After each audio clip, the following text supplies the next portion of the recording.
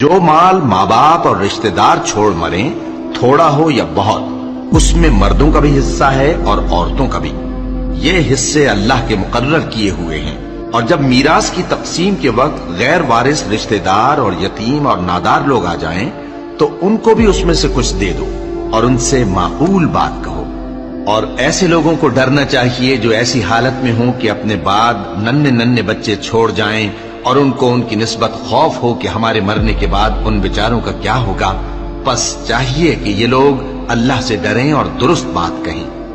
جو لوگ یتیموں کا مال ناجائز طور پر کھاتے ہیں وہ اپنے پیٹ میں آگ بھرتے ہیں اور ضرور دوزخ میں ڈالے جائیں گے۔ اللہ تمہاری اولاد کے بارے میں تم کو ارشاد فرماتا ہے کہ ایک لڑکے کا حصہ 2 لڑکیوں کے حصے کے برابر ہے، اور اگر اولاد میت صرف لڑکیاں ہی ہوں یعنی 2 یا 2 سے زیادہ تو کل ترکے میں ان کا 2 تہائی ہے۔